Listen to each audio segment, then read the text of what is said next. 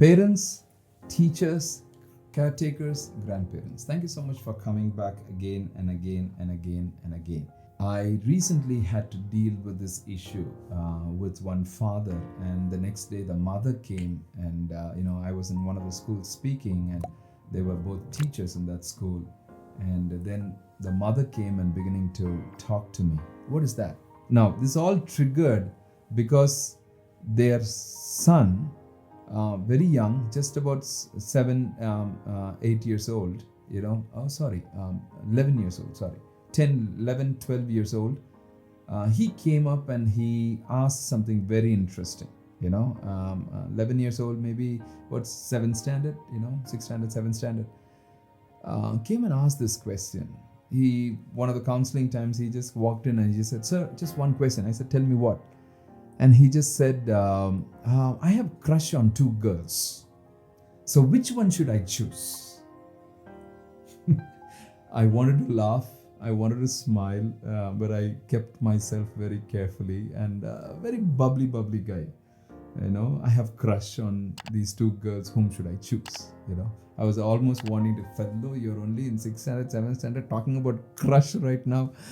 But I had to talk about, and then I put in certain words, and I just said, right now, this is what it is. This is what it is, And when I started throwing in some of the words, I'm telling you, the boy had no clue. And very interesting, the next day I had a similar scenario with another girl of a similar age. That's where my antennas went up, and I just said, "Oh," and she said something very similar. She just said, "I like this boy and I like that boy also, but I think this boy is better than that boy. Can you guide me which boy I should like?" That's how she put it in. Again, when I was throwing certain words of sexuality and things like that, both these children didn't have a clue about it, because I always try to observe, have they known about it? Is there any awareness? Do they know about it? Because I don't want unwanted, introduction to certain things, right? So I was very careful about it in both the places. Both of them were blank. They didn't even understand. What? And I just said, oh, that's nothing. Don't worry about it. These emotions will always come and go. You need to learn how to handle it. You heard me say about boy-girl relationship and things like that, right? Yeah, be right, follow the principle. Don't get into the wrong mess and what your friends are doing. I just said something and I just left it. Then I spent time with the parents. Now, this is why I want to say this.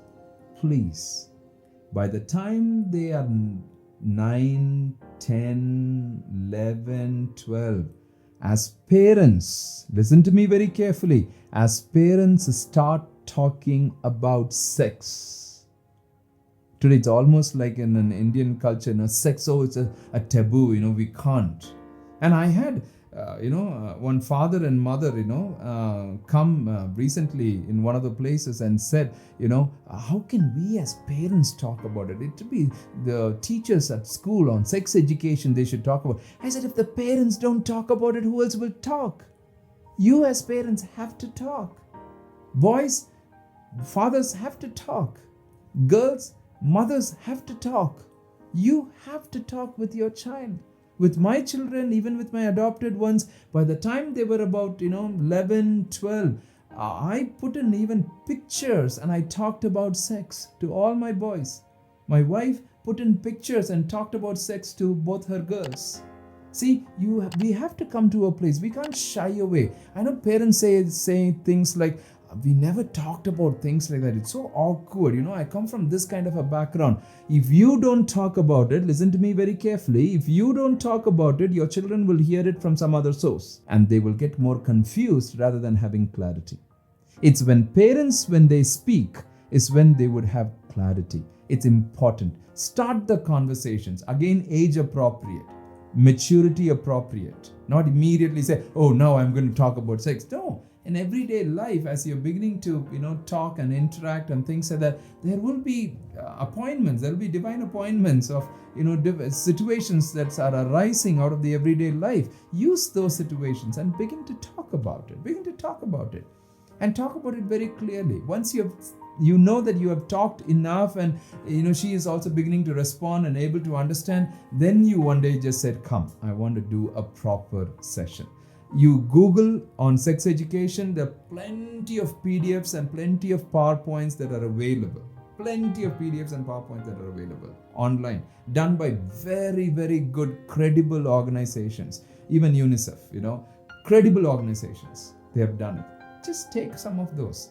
Yes, you have to share it from your perspective, share it from your worldview, share it from understanding it from your paradigm. Yes, but take some of those things and talk about it. I want to talk about good touch, bad touch. I'm very tempted to talk about it right now, but I'm not going to talk about that now. We'll do it on another episode. But talking about sex to your children is going to be very, very critical. Then when they're growing older into their teenage years, you start talking about emotions. That's not the time talking about sex. Now with girls, yes, you need to talk about puberty. Even with boys, you talk about puberty. One of the boy just, having some night dreams and nocturnal dreams and all of that. I'm beginning to talk to him about, semen and how it would leak and all the different things. I'm beginning to talk to him. As mothers, you begin to talk about puberty, to the girls and how the menstrual cycles and all of that begins to happen.